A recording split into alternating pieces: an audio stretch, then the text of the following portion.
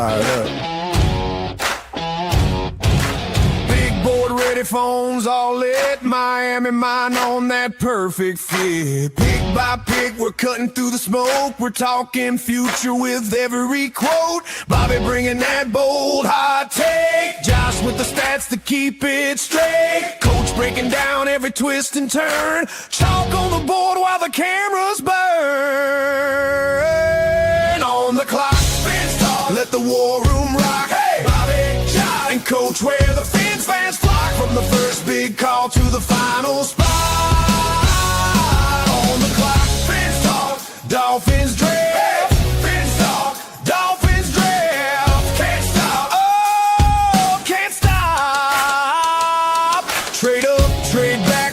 What's the move? Who's that dog that's got something to prove? Sleeper in the third, steal in the late. Every single name could change our fate. From the podium buzz to the fan base roar. We're riding every pick like it's With the 11th pick, the Miami Dolphins select.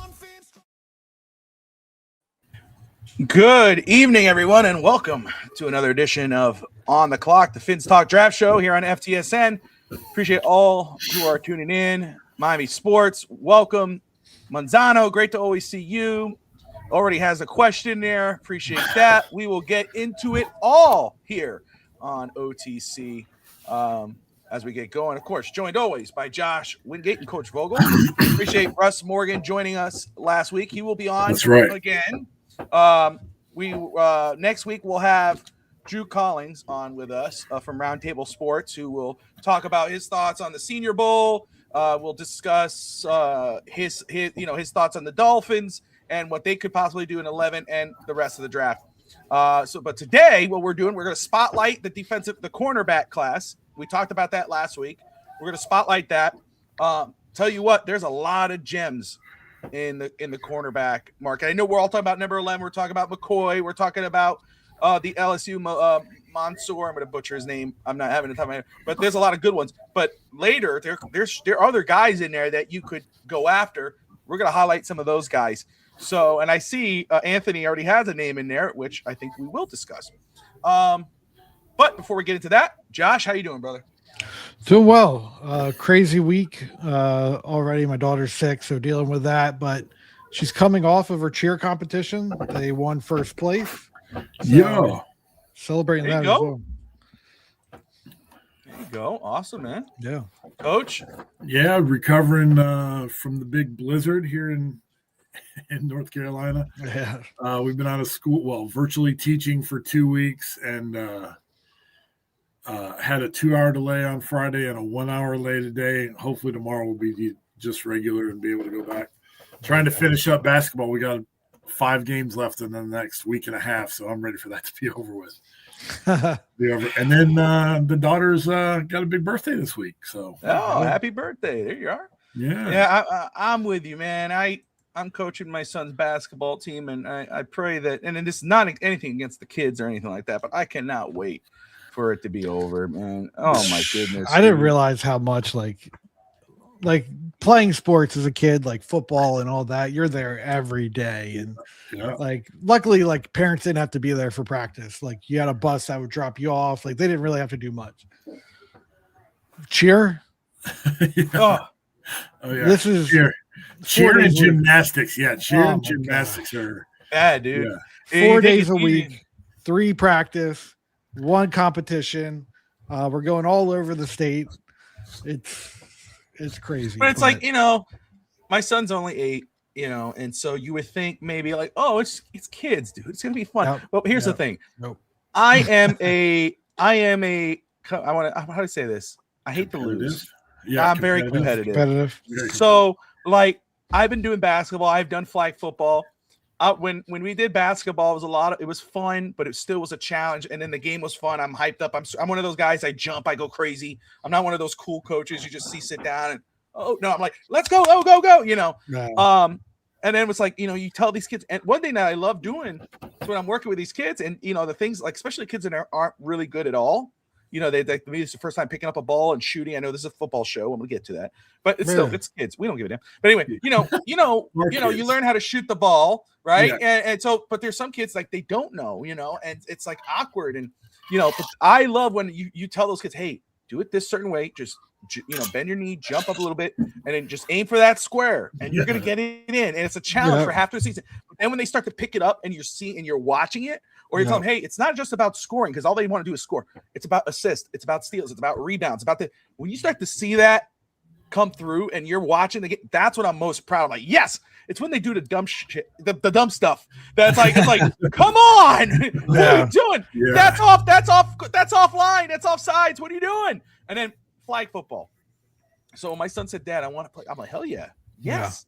Yeah. Can you coach? I said, heck yes. I played football in high school. I wanted, before I went to film school, I wanted to go to University of Central Florida to be a coach and go to sports management. But, God took me a whole other direction, and I went to film school. And of course, then I met my wife. So it all worked out. There you go. But, so I'm like, heck yes, I would love to do this. So I'm there and I'm like drawing up plays. And here I go, these little kids. Man, that's how I got the gray beard. I lost so many years of my life, bro. Nothing could go right. Literally, it's like the kid. I go, okay, man, hand you the ball because you want to be nice because he doesn't get the plays. He's a center. I go, of course. What does he do? He throws the ball back, the fumble. I'm like, what are we doing? I'm like, yeah, you're right. Yeah, really, I want to rip people's head off. So, yeah, I'm excited for the end. We're almost there. I've enjoyed it though.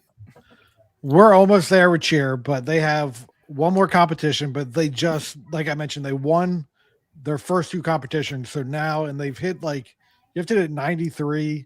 Like, there's this new thing that I've learned about cheer. There's hit 0 where you have 0 deductions. Like, I'm learning everything about cheer, but they've now made it to where they're going to states. So they have the state competition now they have to go to. And it's crazy. Cheer moms are absolutely crazy. We have to cheer dads. Cheer dads, they're good. They're cool. I like cheer dads. Cool, yeah. But we have to now, I'm thinking I'm a dad that's going to be on the sidelines just watching, whatever. Yeah. Now we have to win a spirit stick. That's us parents having to win spirit sticks. And then now we're trying to buy these noise makers and do all these. Well, there you go. Fatherhood 101 here on OTC. That's right. We love it. Pins Talk Draft Show. But let's very quick get to some news. Of course, the Super Bowl, it's a wrap. Everybody keeps telling me, I got to work today and they're like, what did you think of that Super Bowl? Loved it. And I'm going to tell you, I said, I think they were shocked because I said, it was old school football, baby. That was old school. The defensive. I would say defense, running the ball. Are you kidding me? Kenneth Walker, MVP. Yeah. What? I loved it.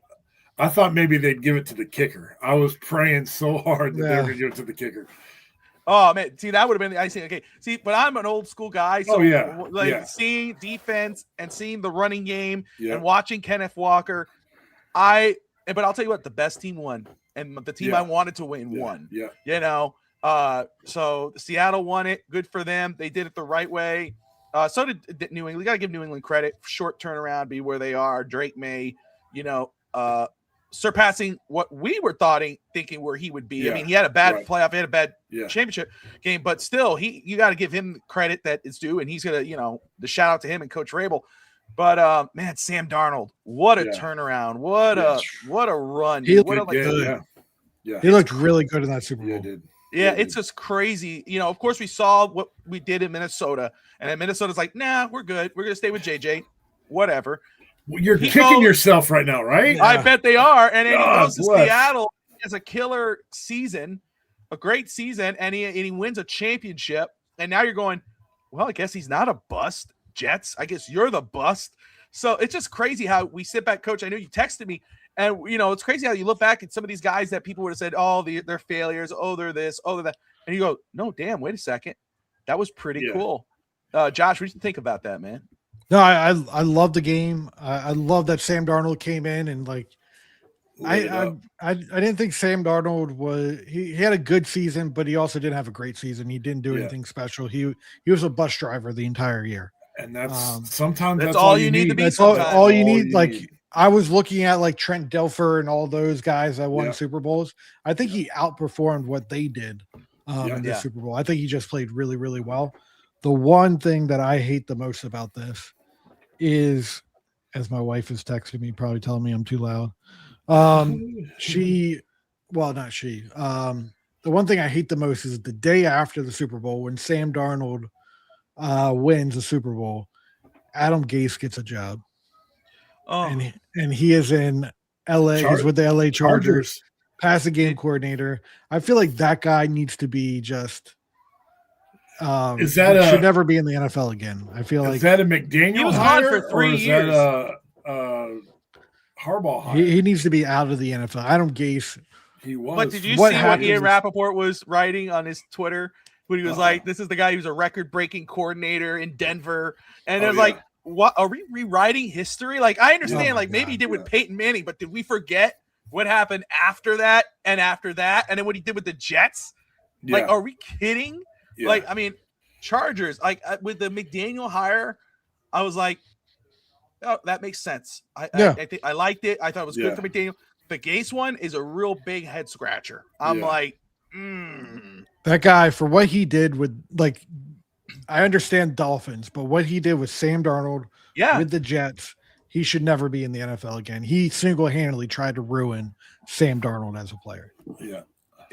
No, with the Dolphins, again, I was just talking about that today about like Ryan Tannehill. People always say, oh, they make jokes about Tannehill, but I'm like, before that Arizona game, he wasn't great. He wasn't, picture perfect, but he was good. I enjoyed Tannehill. He was good enough to get to the I'd give anything for another Tannehill type guy, tough as nails, could run, and it wasn't perfect, but man, so before Tannehill got hurt, Gase and the Dolphins didn't look too bad, and then with Ajayi and everything, but what he did with the Jets was criminal. What happened with the Jets was criminal. I don't know what happened there, but either way, Super Bowl in the books. Season is over. We are officially on to next season. Everybody's 0-0. I didn't give my feedback outside of okay. You got my little tagline right there, Coach Vogel. My O-line heart weeps.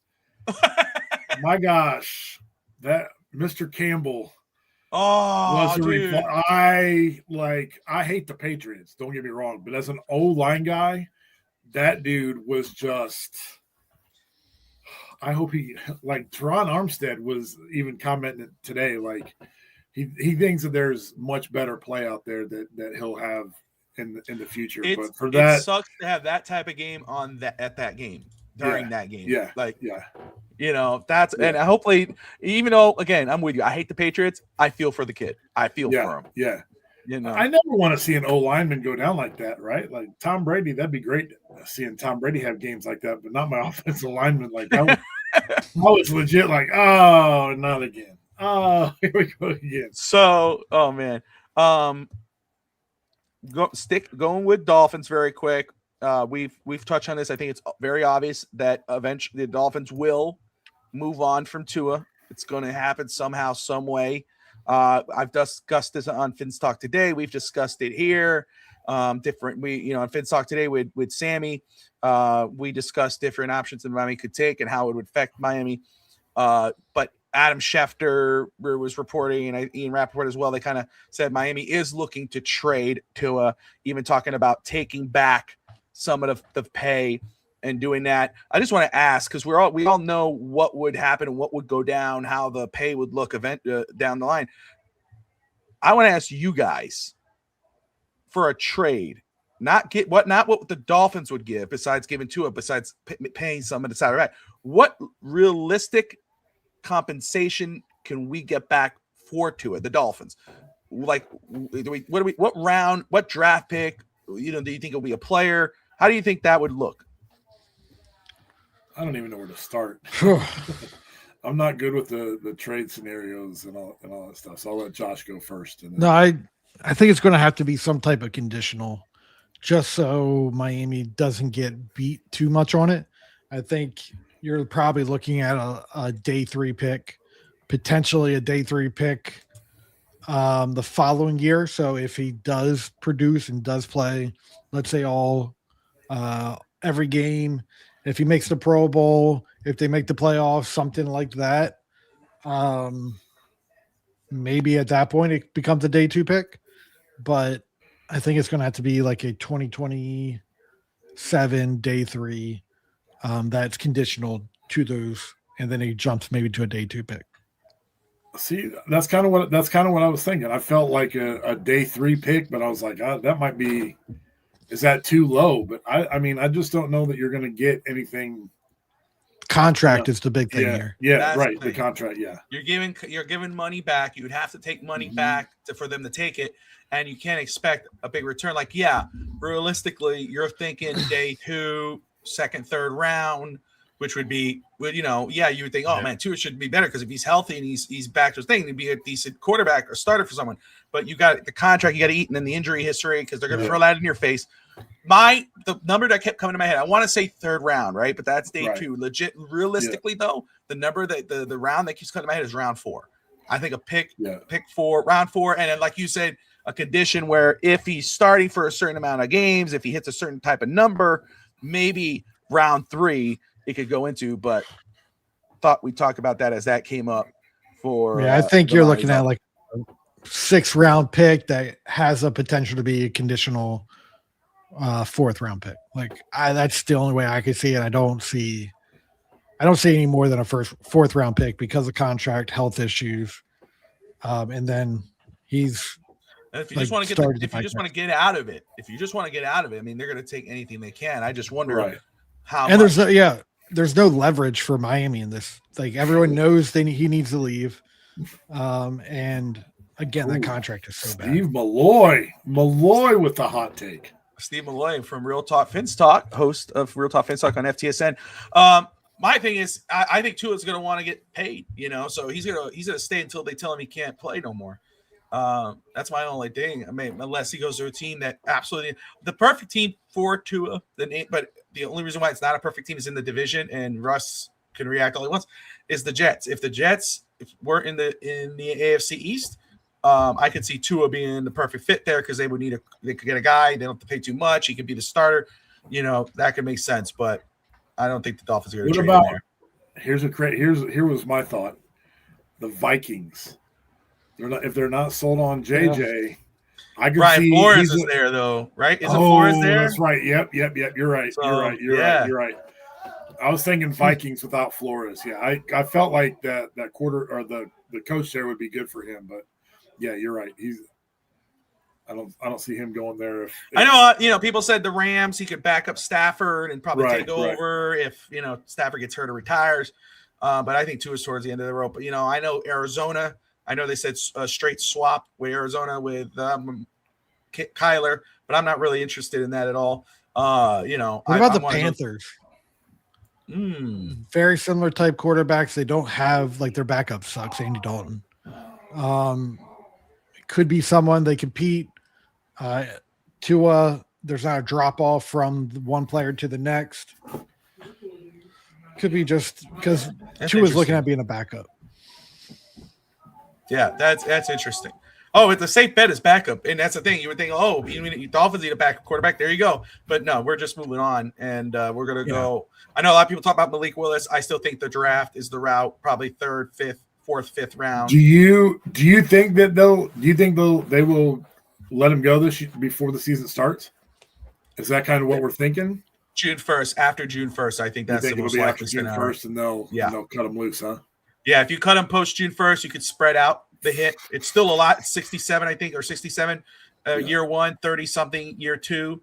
It's still a lot of money. You're only spreading the pain. But if you trade him, it's a lot less. I mean, it's literally a lot less, So, I think they will. I think that's all signs point to that. I know Slowick, offensive coordinator Bobby Slowick, and Coach Halfley and everything, they've all said the right things. They've all said the politically correct things. But I think that's just because he's still on the roster. And again, they don't want to kill the value, so. And if you're a team that's interested, you just wait for him to get cut, right? Like, what's the point in? You're waiting, right? Like if you don't think there's a big trade, a big trade market for him, then you just wait for him to get cut June 1st. Miami has zero leverage. No team's going to be right. That's what I'm saying. Yeah. Oh my God, I need to have this guy. I want to take him off of you. No, again, that's why Miami's going to have to pay the majority of the salary, and they're going to have to take a hit in regards of capital. Because realistically, if his salary wasn't like that, you probably could get a 3rd round pick for him, Right. but because injury history, players, if the teams trade the guys with injury histories all the time, and you're like, damn, they gave up that. It's not that though. It's first off the regression last season on the field. Also, you do add in that injury part of it, but it not only just the regression, but also the cap, the hit. I'm not taking that. If you're trying to get, you're asking for my help. So besides you paying that money, I'm not giving you any kind of quality draft pick. I'll give you a 5th rounder, or 4th rounder, or 6th, whatever, and we'll get it off your books and you're done with it. That could be the case. Anyway, another team to look at is the Colts. The Colts are probably someone that's looking up for a really good backup. Yeah. Daniel Jones, if he goes down, they don't want to have to go and get Phillip Rivers again. Yeah. So that could be an option as well. But look, I'm Riley Leonard looked good. Riley Leonard looked good in this one start that he had at the end of the season. I'm just saying. Hey, yeah, it's true. That's true. They could be, but the Colts have shown, ownership has shown that they are aggressive. They would just go, they would make that type of move. San Francisco, Russ says, what about San Francisco? Hey, look, he can't play out there next to that whatever it is going out there in that electricity field. He'll never see the field. Oh, gee. What's that? I don't even know what that thing, the substation or whatever it is, with all the. I don't see how a trade can happen. Like, his cap for any team that trades him after June 1st is $56 million. What team is going to take on $56 million for Tua right now? How much is Miami getting back? How much is Miami taking on at that scenario? Yeah. Because that's what they've been saying. They said whatever trade happens, Miami would have to pay the majority of whatever, some salary. I mean, maybe they take on more of it. That's what I'm saying. That's what's been thrown out there. Because a team may not want to compete. Because again, we say that about Tua, but realistically, if he's a free agent, I think teams will chase him. Teams will try to bring him in as a backup. Or try to get him as a bridge quarterback. Yeah. So a team may want to jump the gun and say, no, we're not going to do that. All right, Miami, let's try to work this out. You pay this amount of money.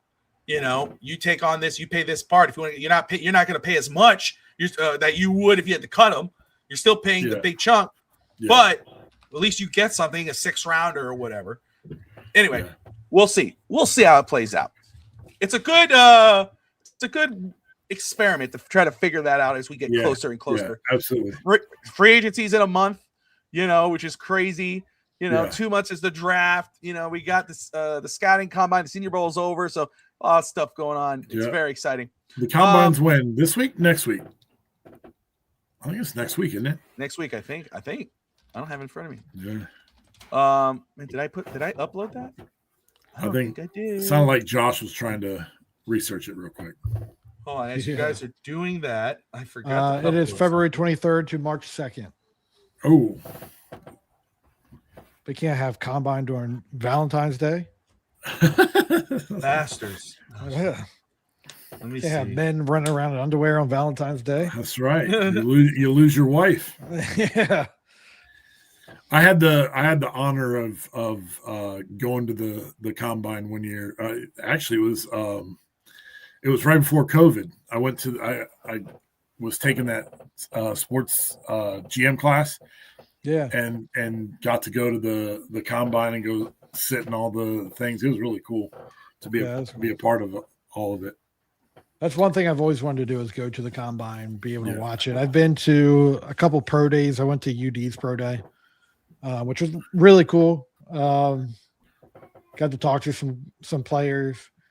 Oh man, I can't think of his name right now. He used to be the scout for NFL Network and then was the GM of the Raiders.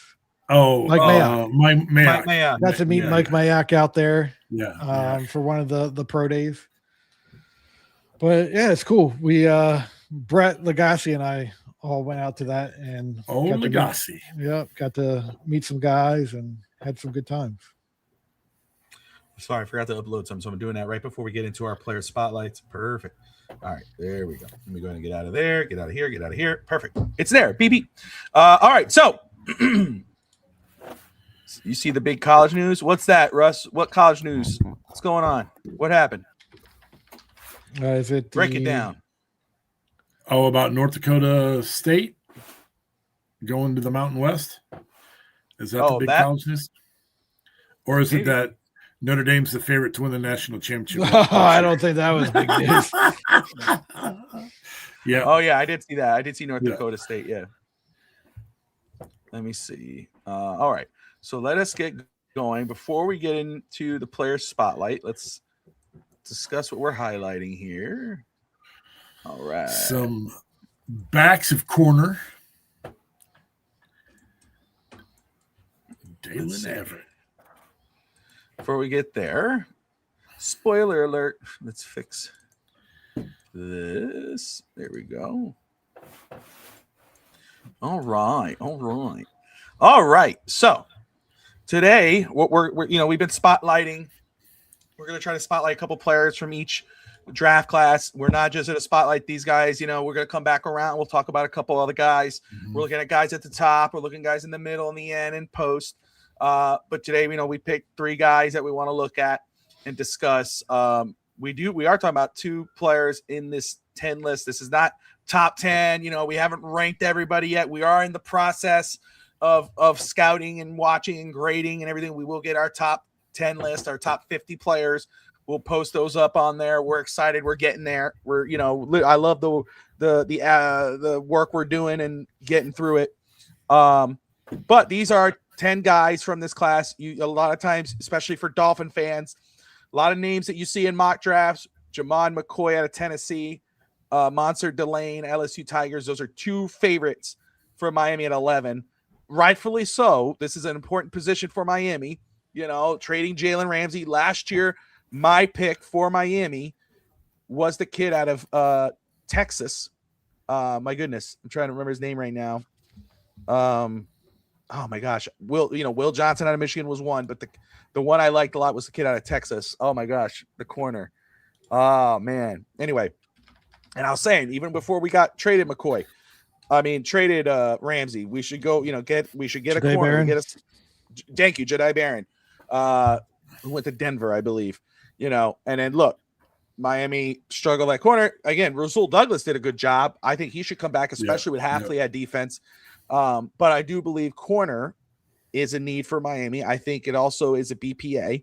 And again, it's not just pick one. I think you can come out of this draft with a couple corners and have some good ones. There's guys that, those 2 top guys are great, but there are other guys in this draft that you could get in the second, third, fourth round, possibly, that could be contributors year one. We're going to talk about that. I know it's early on. I know guys, like we talked about coaching our kids' sports, cheering on our kids' cheer team, life in general. We all dealt with the winter storm. I was dealing with the flu, still got a bit of a congestion, but early, because we talked about the edge class. I like it. Josh, you're still getting, you're still trying to figure it out. You're not too sure about the edge class. How do you feel about the cornerback class right now? I know it's early on for you, but how are you feeling right now looking at this corner class? Yeah. So 2 things I look at when I look at corners. I look at athletic ability. Can they move in and out of breaks, and can they stick with their guy? The other thing that I look for is just overall intelligence. And I think there's a really good intelligent group here. And I think there is an overall good athleticism at the top of the class.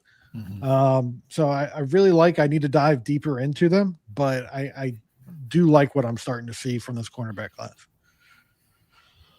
Yeah, I agree.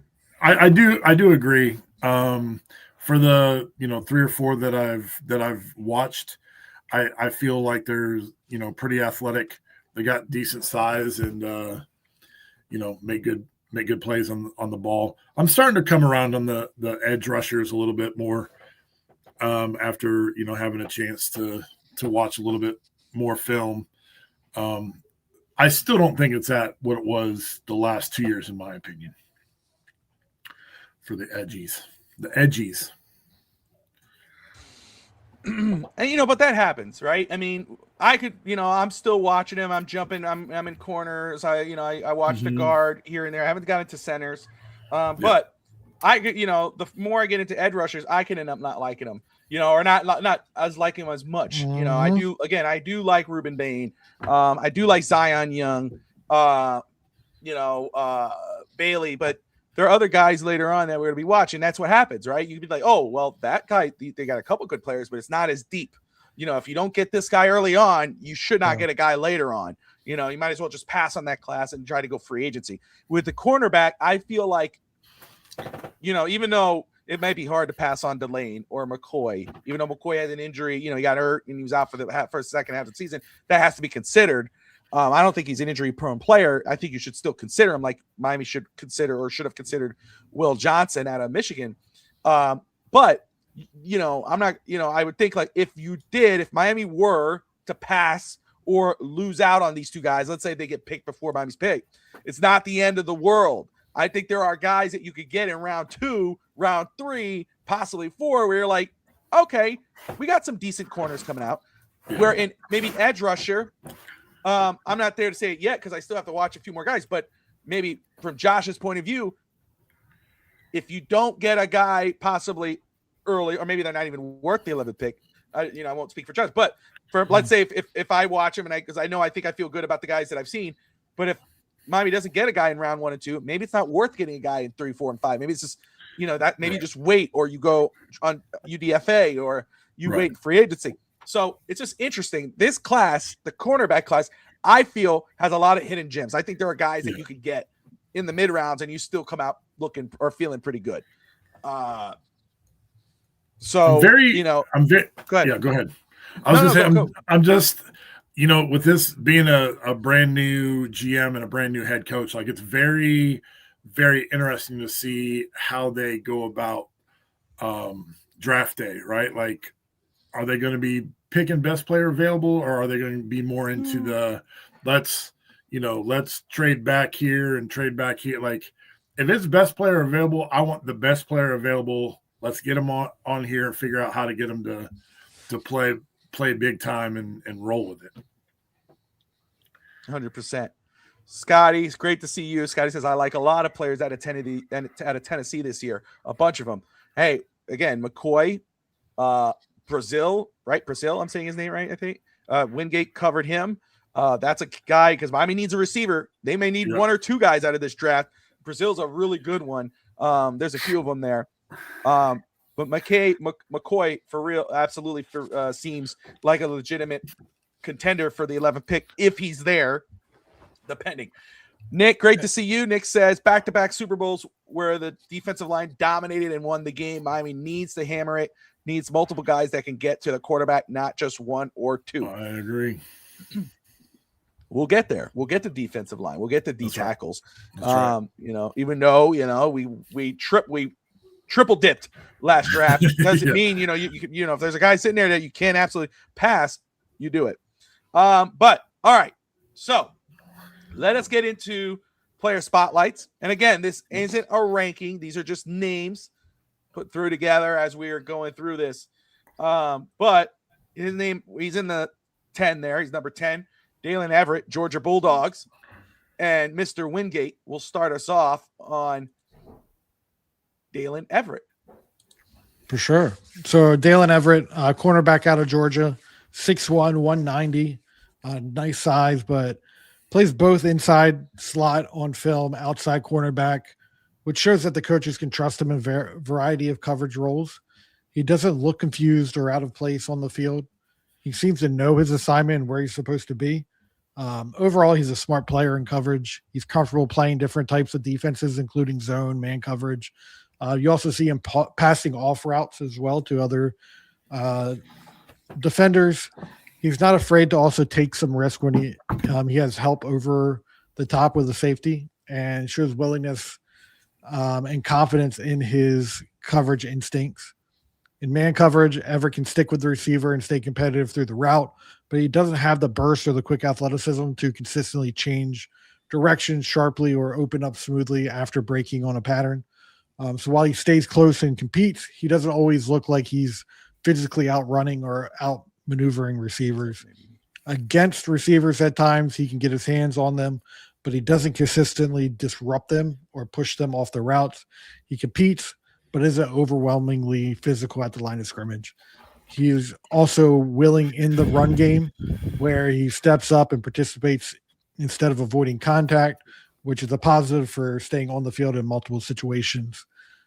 Physically, he has a long frame, which is nice for a corner because it helps him cover more area and contest catches, but he doesn't consistently show up around the ball, meaning he's not involved in finishing plays or making impact tackles or turnovers. Overall, Everett comes across as a solid, dependable cornerback rather than a standout star. He doesn't have any big flaws that jump out on tape, but he also doesn't have one trait that makes you go, wow, this guy can take over a game. His value comes from versatility, intelligence, and steadiness. The type of guy coaches can trust to do his job reliably rather than a player who will routinely make splash plays. You got him as a 4th round?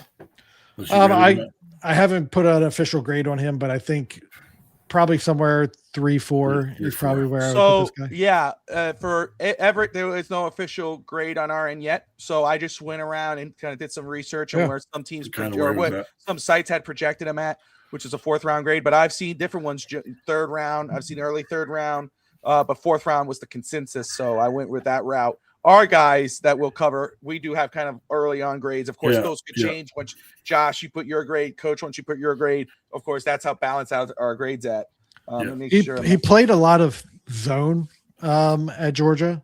I would like to see him probably play in a more of a man coverage because, like I said, he's sticky to his guy. So I think there could be more opportunities, and he is a very intelligent guy where he does understand the help that he has. He is willing to hand off and then break off and try and make a play where the ball could be. I think he's going to be more of a man guy, outside corner, rather than an inside corner because he doesn't have that shiftiness that you see of a slot corner. Yeah. One thing I'll say very quick, Coach, I just want to say, and I got to watch Dalen Everett, but one thing right away when I was researching him a little bit when Josh told me he was covering, I love his size, and that's one thing that stands out to me. And then you look at and you see how that plays in again. 8 pass deflections, 49 tackles. He's physical. That's something that's stand out. I'm very excited to watch him, and I'm probably going to watch him tonight while I eat dinner. I'll be here while eating dinner watching him. But that's one thing that stood out to me. And again, I'm going to be surprised if eventually, I put 4th round, but I could see a 3rd round grade on him once we kind of merge our numbers together, maybe even higher, depending. But what do you think, Coach? Yeah, I like the size for sure. 49 tackles, 8 pass deflections. That's what you want out of a corner, being able to play tight. 100%. Right. So now we move on. Coach stays there. Let's put Coach in the big picture. All right. Put the bright lights up on him because we know how he looks under bright lights. So let's go. All right. Avion Terrell from Clemson. Cornerback, 5'11", 180. He has a compact, well-proportioned corner with fluid movement and quick hips. Excellent range in both man and zone coverage, shows smooth transitions and anticipatory instincts that help him recover when initially playing off coverage. He has strong play recognition and ball awareness, leading to a career total of 19-plus pass breakups and multiple turnovers. Plays with physicality, uncommon for his listed size. He's willing to engage in run support and deliver big hits. On the field traits, shows excellent lateral quickness and recovery speed, can play deeper off cover, but still close on routes quickly. Versatility, comfortable in both zone and man coverage. Tape shows he holds up against a variety of route concepts. Forceful playmaker, Terrell's aggressive attacking the ball in the air and on the ground. And pass breakups consistently around the ball. Strong hands and timing help him disrupt throws. Run support and physicality. He's willing and effective coming downhill to make tackles. Registered tackles for loss, plus 3 sacks in 2025. He had 48 tackles, and this number I like right here, 30 solo tackles. Forced fumbles, 5. Pass breakups, 9. Sacks, 3. He didn't have any interceptions, so he'd be perfect for the New York Jets. Coverage traits allowed 30 receptions on targets in 2025 and average giving up 11 yards per reception. Over his Clemson tenure in 2025, Terrell had logged multiple seasons with double-digit pass breakups and several forced turnovers. His strength, outstanding range and recovery, aggressive ball skills, versatile coverage ability, physical and instinctive with play recognition, blitz and run support willingness, and adds value beyond pure coverage. The areas of growth that I would like to see, interception production. His size profile at 5'11", 180 is a bit undersized compared to prototypical NFL boundary corners, and penalties and consistency reports that he occasional penalties under pressure, going to have the typical grab here and there, but nothing terrible. And that is my guy, Avion Terrell.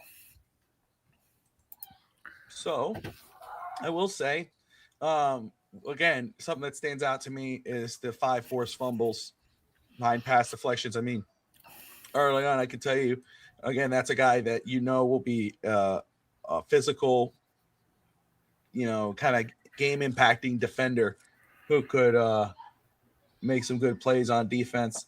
It's another guy we're going to watch. I will say, I know everybody's talking about the kid out of Ohio State, or 2 people talked about the kid from Ohio State, Davidson. What's the heck is his last name? Igbin Nosin or something like that. Yep. We haven't got to him yet. We haven't watched him. We will watch him. We'll get there. Again, the list that we put is not a ranked list. So let's see how many people paid attention in school and followed directions and listened to what we said. Because he keeps trying to say we're trying to figure that out. Well, if you listen, you can know that. We're getting there. It's not the ranking. These are just But names. Terrell does remind me of someone that played in the Super Bowl last night. It might not be the same body, but he reminds me a lot of Josh Jobe coming out of Alabama. Just that super physical guy that he's going to get his hands on you. He's going to make a play for the ball. He's not afraid to get physical at the line of scrimmage and tackle the ball carrier. He's just a gritty type of player. And I love those types of players, especially at the cornerback position. I think coaches do too. Yeah. Oh my God. Yeah. This guy, like, you watch him and he goes for the ball carrier, and doesn't matter where it is, if it's around a bunch of trash or what have you, he's going for that ball carrier. So I liked Terrell, and I think just that grittiness could get him drafted a little higher than people anticipate. But the thing that's going to hurt him is his 5'11", 180 isn't bad, but I think teams are going to be a little afraid of the size of his body with how gritty and how physical he is. I think I have him at like a mid to late second, I think is what I ended up grading him out at. I changed it today. I got in there and I was like, why did I have him so low? That's why you messed it up. I did. I saw your grade, sir. It was did. And then I started to mess me up. Well, no, I didn't. I was like, I just wanted to, before I put the scouting report and everything together, I wanted to watch some more film. And then I went back and I was like, why did I give him this? Why did I give him that? Yeah. Go back but that happens. You watch something and maybe you're watching a bad game or two, and then you watch more and, you see some traits that you didn't see before, and the grade changes. Yeah. It happens. Yeah. Talk about size. The one I'm talking about today, which Manzano brought up, was Taco Rio Davis, corner out of Washington, played for, I believe it was Ole Miss, but 6'4", 200 pounds, 20 total tackles, 2 interceptions, 4 pass deflections. Big, long perimeter corner at 6'4", instant matchup problems for bigger receivers. Former wide receiver, ball skills and route recognition pop on tape. Uses length to shrink through windows. Quarterbacks have to be perfect targeting him. 23 career pass breakups. Show anticipation and ability to finish at the catch point. Moves well for his size. Doesn't panic in coverage. Plays with leverage. Comfortable in press, off man and zone. Real scheme versatility. Physical at the line. Strong jams. Disrupts timing. Sets a tone early. Reliable tackler. Good angles, discipline. Low missed tackle rate. Some of his concerns: he lacks that elite long speed. Vertical burners can stress him. Backpedal can get stiff on sudden breaks underneath. Could be a little too physical. at the top of the routes, penalty risk at the next level, limited flexibility when forced into late recovery situations, needs refinement versus route stacks and pick concepts. Bottom line, he's a high floor, physical boundary corner with starter upside, best fit in a scheme that lets him press, keep routes in front, and use his length. Immediate contributor versus big-time receivers, size receivers. Ceiling tied to discipline and speed protection. Okay. So there you go, Manzano. I haven't been able to watch film on him, but like the size, what you're telling me, like the one thing that turned me off of what I was going to say was the press man side of it. But do you think he's like at a potential of being like shifted to a safety? Yeah, with that size. I think that's where the versatility comes in. I mean, you can move him around. I think what's going to be the biggest thing for him is that you got to keep him short. I think he'll be better in that red zone because if he could get burned, and that's probably why you switch from wide receiver to corner, which works. I mean, I like this guy in the third round. If it's a possibility to get him in the third, if he's there at the fourth, great. That's a big boy. It's a big boy for sure. Yeah. And he's good, pass deflections, but he's physical. I love the physicality, as I like that. Sorry, Washington. But again, it's the red zone where you think you're going to see probably his best work. Yeah. But I think he could be a solid contributor. I think he could possibly be a contributor day one for Miami if they go that route. Right. Scotty says one of our third wouldn't upset me. There you go. I think with I think another brain thing that you have to keep in mind is which, like what cornerback, if you're going to draft cornerback, like which guy matches up best with the AFC East, right? The receivers and stuff in the AFC East. And are you going to have, we need, in my opinion, you need a really good tackler to be able to bring down Josh Allen whenever he whoop-de-doops out there. So and again, and you're right. And the one thing that sticks out to me is what Sully has said, the GM Sullivan, where he says physical, big, cold may make you go fast, go slow, but it can't make you go small. So when I think of Miami, 6'1", 6'4", I think size is going to be thing. Scotty says, I want to add size at every position. Can't teach speed or size. Speed didn't work. So good to say. So let's go ahead and move on. What we're going to do now, and I just want to get real. So we're going to get into the war room here. And by our war room, it's this, okay?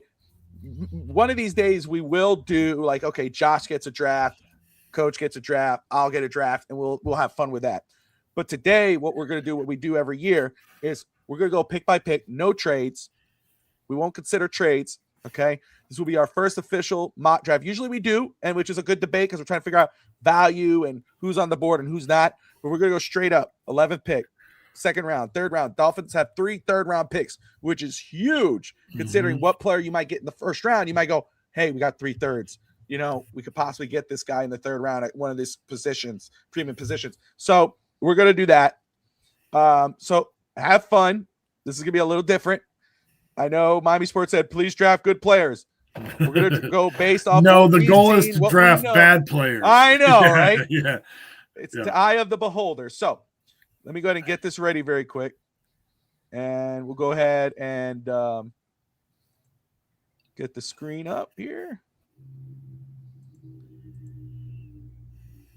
And if I start to freeze up, forgive me here. So let's go ahead and add this in. And we are using the Pro Football Network sim. Absolutely. I saw it, brother. That's why that's why I'm going to get through. No trades. Get through, brother. I saw you. I'm sorry to acknowledge it. So no, Josh may have to jump off a little early, but we'll try to get through as fast as we can. That's right. Got a sick kid at home. Hey, man, it's all good, brother. You know better. It's all good, my man. No problem here. I saw it. I'm sorry. I should have said something. All good. I got in trouble. He texted me too. He's like, hey, pay attention to me. Pay attention to me. So we'll go ahead and get through this here. We're using the Athletic draft rankings. We chose, you could go different ones here. We're not picking trades. So we're not even looking at that, even though very intriguing. We're not going to do that. Yeah. So here, again, pick 11. You look at this board here.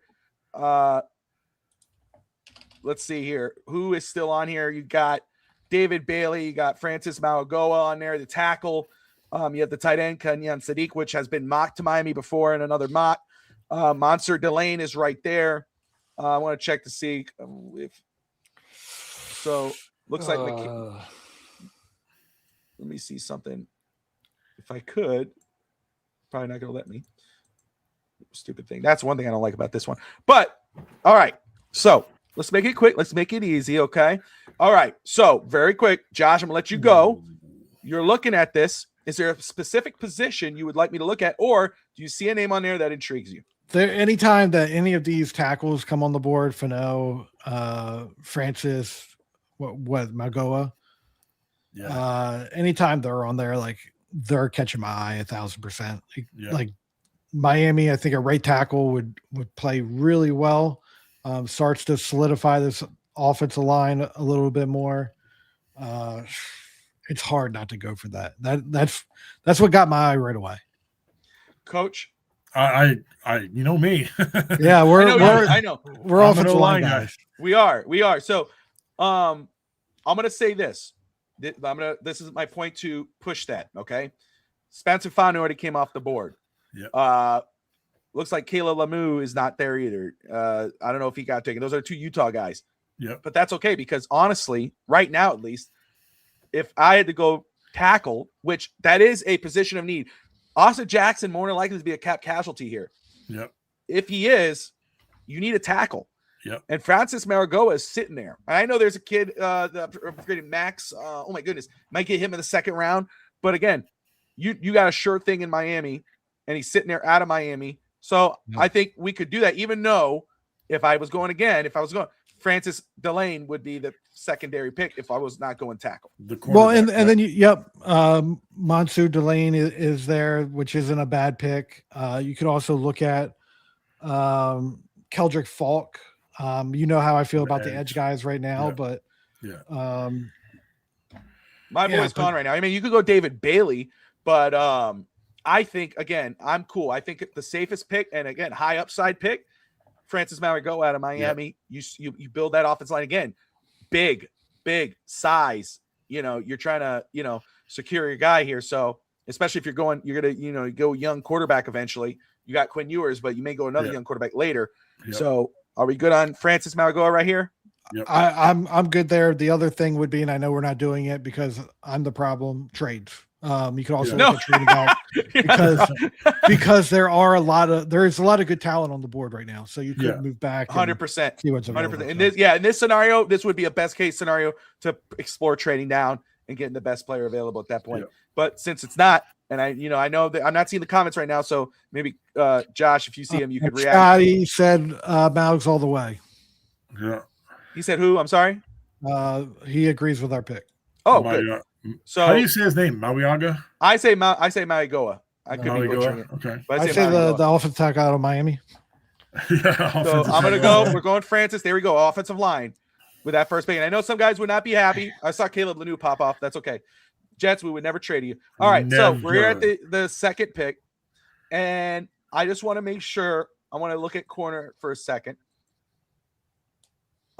Julian Neal's still on the board. Keontae Scott. Hans. Ooh. But D'Angelo Miami also Hans. needs. I'm going to say this. Miami also needs the safety, not just corner. Yeah. I'm gonna let go ahead. Can we look at quarterbacks that are available? Nussmeier. That's my guy. If he's there for Miami in the second round, Miami better take him. I don't think he'll be there. We can't take him because I think he's going to be a first round pick. But what? You do? Really? I do. Yeah. Wow. I think he's going to crush the offseason. Okay, so what I'm doing here, because if I think there will be guys later on in the draft that Miami could get, Drew Allard being one. Trinidad's the one I'm intrigued by, but I got to watch more of him. One game. Yeah. But Trinidad's sitting there, and I'm like, ugh. But the one I'm seeing, the name that's sticking out here, right here in this list here, is Dylan Thieneman. Yeah, me too. Yeah. And again, corner is a need for Miami, and I think we could get a guy probably in the third round with one of our 3 picks. But if we could come away with Dylan Thieneman and then you pair him up with Minka Fitzpatrick, are you freaking kidding me? Yeah. You're talking about size. He has it. You talk about effort and motor. He has it. I know everybody, we love Caleb Downs. He more than likely won't be at 11. And even if he passed on him at 11, you got a great consolation prize. Yeah. Dylan Thieneman. So I would go with this route. Coach, your thoughts? Yeah. I mean, if I like it. I mean, we're right. You have a defensive coach. You got to cue in on some of those good defensive players, and the one we want is not available. So I would definitely go here. Josh, you good with it? Yeah, that was the one guy that caught me. Yeah, for sure. Moving along. Don't worry.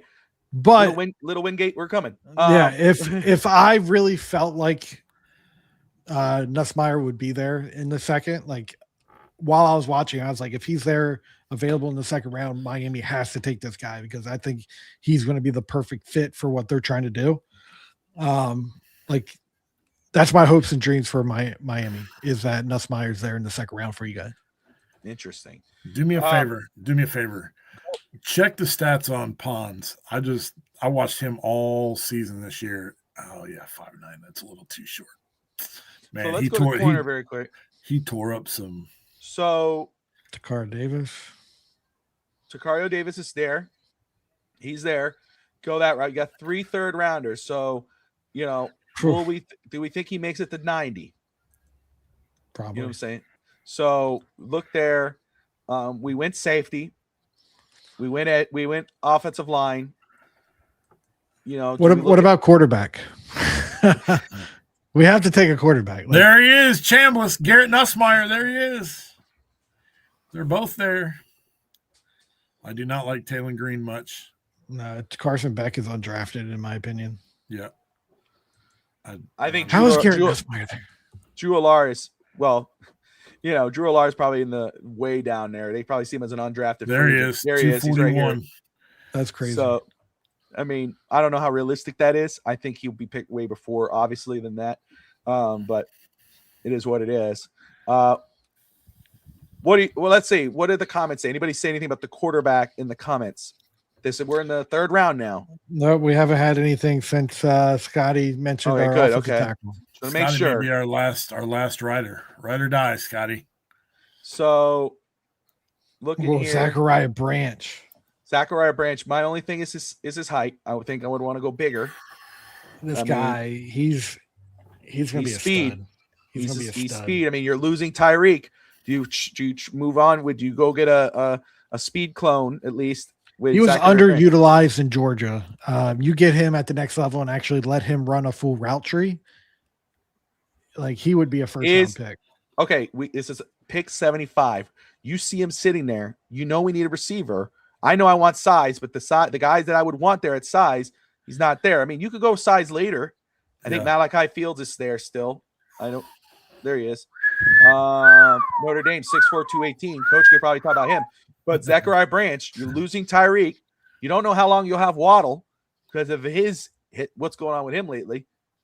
Are you banging the table for Zachariah Branch? I would bang the table in the third round for Zach. Like I'm standing on the table doing a little TikTok dance for you. Like there you go.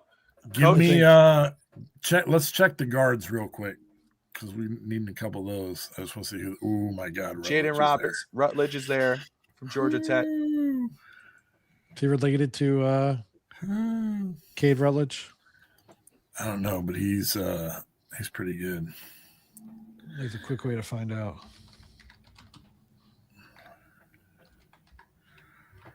Potentially.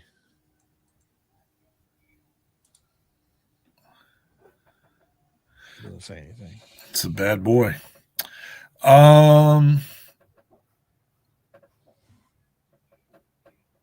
mean, we're going to need depth everywhere, right? Like it really is just about best player available and honestly, I know again, the only thing that gets me with Zachariah Branch right now is his height, but I know he's a lightning rod. So if Josh is banging the table for him and it's the third round and we're going to need a receiver and I mean he at least that value wise, I'm down to do that. I mean, we all agree that Tyreek's gone, right? Yes. For sure. He's gone. So I'm cool with Zachariah here in the third round. I'm down with it. Coach? Yeah, we'll go there. So Scotty said I'd be fine with grabbing Nussmeier with one of our thirds. I just don't see him being there. So, I mean, we're trying to make this as realistic as possible.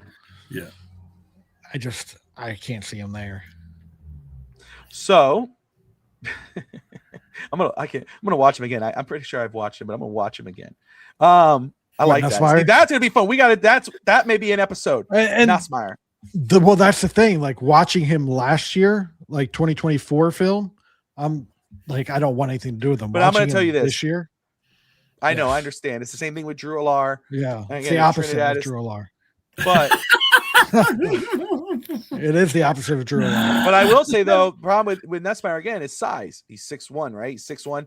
I know somebody said that was a knock on Trinidad. I'm like, no, again, they're drafting 5'10" quarterbacks. 6'1" is not a knock on a quarterback. Yeah, Trinidad's 6'1". He's still there. Nussmeier is, and again, Still you say there. it's unrealistic. However, how many guys, if we thought like, oh, this is a first round guy, he's still in third. I mean, how many guys are third round guy do we think he goes in the first? I would have been banging the table for Nussmeier 2 rounds ago. So you have my full faith in Nussmeier here. Yeah, Coach, you let me know what you're thinking here. Scotty says he's cool with a third round pick used on Nussmeier. I still have to watch a lot more of Nussmeier. I think that's where we have him anyway. I think we have him graded. Let me go up to him. I kind of agree with Josh. I mean, if he, God forbid, he's still there in the third round and you can get him with one of your picks. Right now, we're talking about competition. Yeah. Bring him in and him and yours can compete. We have a second round grade. Yeah, we have a second round grade on him right now. I have the lowest grade on him. You have the lowest grade on him. So, and again, I was going to say, we're pretty even. You and me, especially, Coach is a little higher on Drew Alar, just 7 points higher. But you and I are pretty much deadlocked on Drew Alar. We have a early second round pick on him. So those guys are both there. We haven't watched Trinidad yet because we don't know if he's actually going to be there or not, because he might go back to school if they anything. But I think the most recent thing this week that said they're not going to let him go back. My hope is, like, I would love for Garrett Nussmeier to go to Miami, and I think he's going to be the starter for years to come if that happens. Oh, wow. Yeah. Wow. All right. Look, he reminds me a lot of Tony Romo. He does. One thing that I've learned with quarterbacks and us doing the draft is Josh Wingate is pretty close to being Bo Nix. I hit and miss. I don't know. That Bo Nix was spot on. But when I really like someone, I was a big Malik Willis fan. Yeah. That was a miss on my part. But I could also tell you that I wasn't big on who was the quarterback that got taken first, went to Pittsburgh. Kenny Pickett. Did not like Kenny Pickett. Oh, yeah. No, I didn't like him at all. So let me. Carson Beck reminds me a lot of Kenny Pickett. Nick says Jacob Rodriguez or an edge rusher. That's something he brings up. In regards of Trinidad being too small, I mean, he has basically the same measurables as Nussmeier.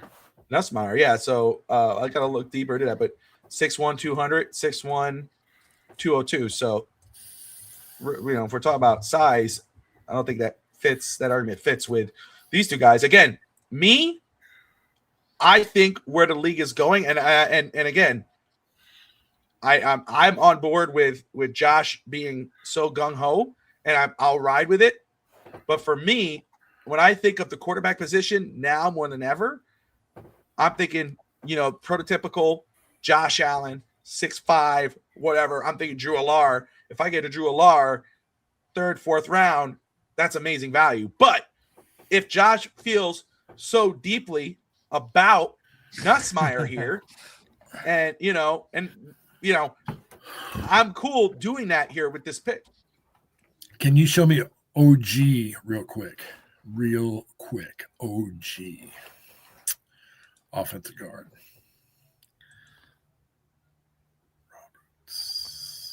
Only thing I'm saying is the quarterback that won is not a huge guy. I mean, I think is he 6'1"? Sam Darnold? Oh, look it up. think he might be. He's 6'3", 225, so he's got bigger body. But I think I don't see an issue with, like, if you're 6 foot or below, there might be an issue there. Sawyer is one of those I guys definitely want somebody with a thicker frame this time. I can't do the small. And yeah, Garrett Nussmeier Fragile. have that. Sawyer's a late round pick that I would consider if they didn't get a quarterback in the third round. That's a guy I think later on he could be. He's a big boy. That dude's a big boy.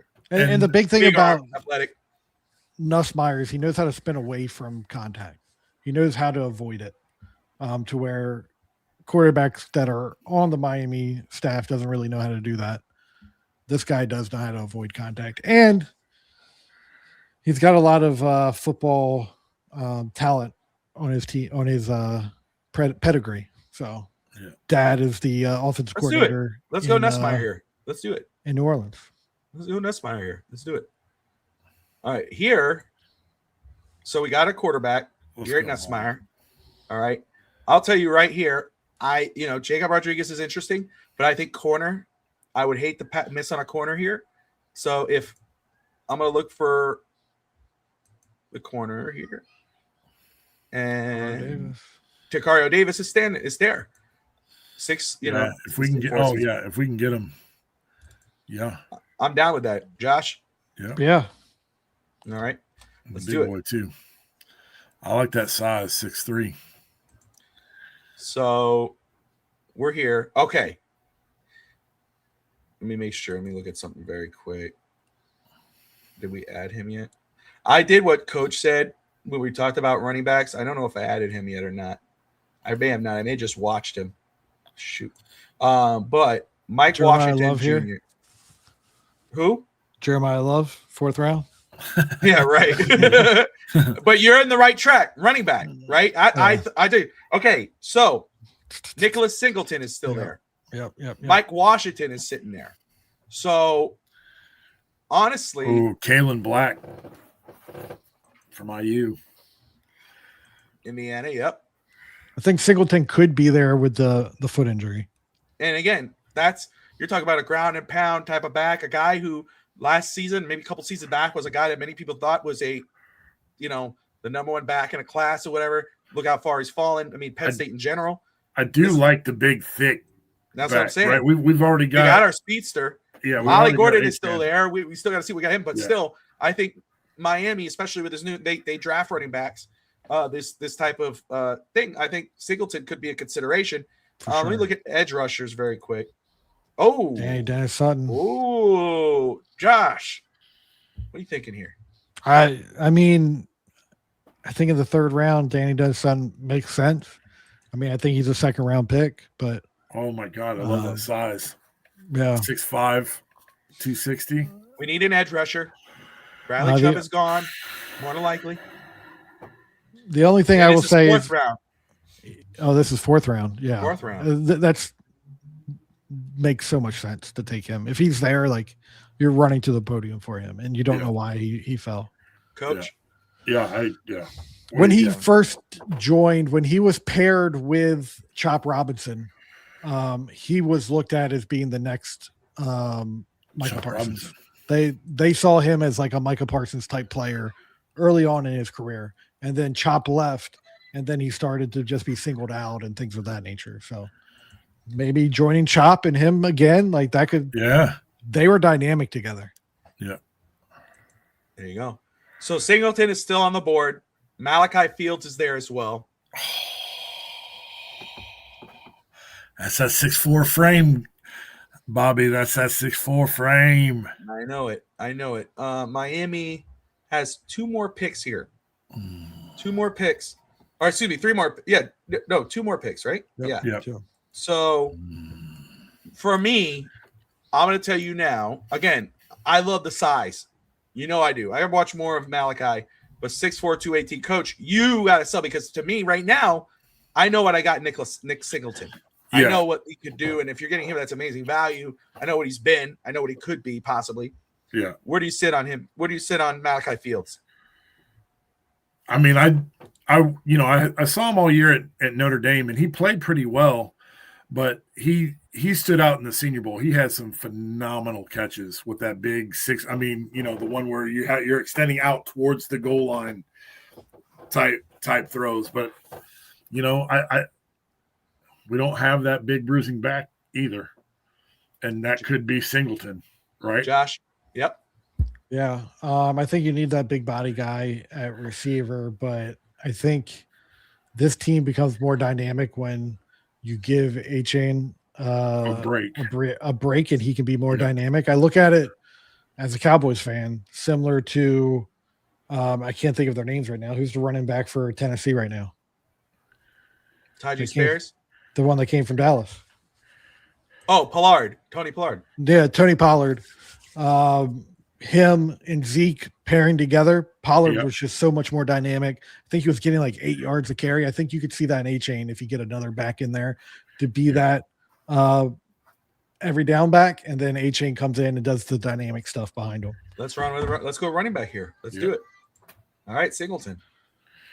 Last pick. Who's going to be on the board? Long way to go. All right. This is the last pick for the Miami Dolphins. 227. All right. Any of those? What do we have at tight end? Not much. Not much there.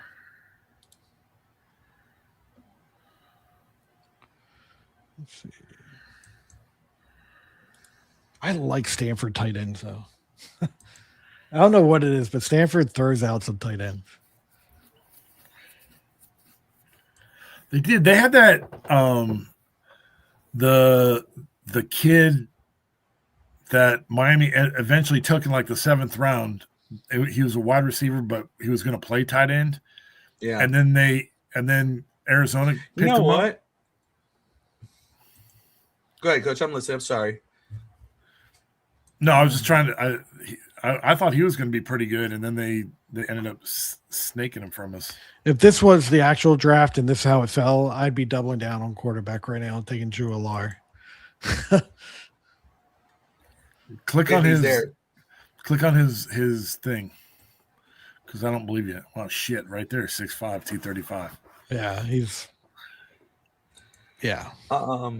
especially if there's nobody else that stands out, right?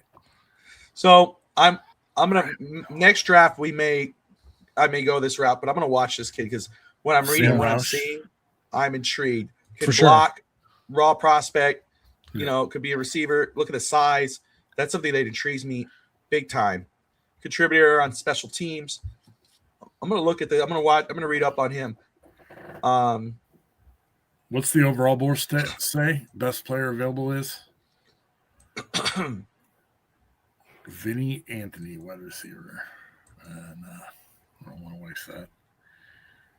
So they have Klubnik better than Drew Allar. Yeah, which is crazy. Yeah, no, this is the Athletics. They probably haven't updated their ranking yet. Honestly, 7th round. I highly doubt Allar's going to be there at any. I think he's gone by the 3rd or at the 3rd or past the 4th. I would go Sam Rush here just based off what we're seeing. Tight end, blocking, special teams. So I'll go. Okay, cool. I like Stanford just puts out. There's positions where schools put out. Stanford's one of them for tight end. Offensive tackle, so safety, there you go.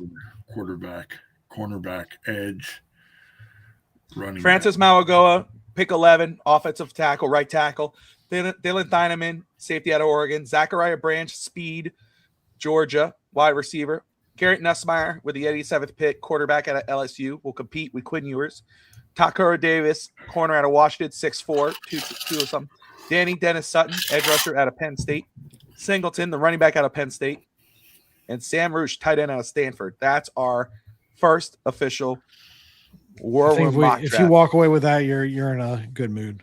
Yeah. I do have to jump, guys. Go ahead. Yes, absolutely. Later. So that is a wrap for this episode of the Finstock Draft Show on the clock. I'm Bobby Finstock. That's Coach. We appreciate you guys. Coach, what are we thinking, man? Should we do – I'd love to do a show now. We're going to have Drew Collins on with us next week on Sunday, 8 p.m. Eastern with Josh. Hopefully his daughter feels better. But I'd like to do an episode maybe with that, like late guys, Nussmeier, Drew Alar, Trinidad. If he comes out, I'd love to do like a 3 thing, 3 guy, but maybe tight end or safety, maybe for the next class we should highlight. What do you think? Let's go tight end. Get back on the offensive side of the ball. There you go. Yeah, let's do tight end. I'm going to look at some of those late round tight ends too, just to see. Yep. And Nick right there has it for you. Higgins from the guy who got picked up, the tight end. Higgins, yes. Higgins. That's right. There you go. But everyone, man, we thank you all for tuning in. If you watch the show after we've gone live, either way, we appreciate you.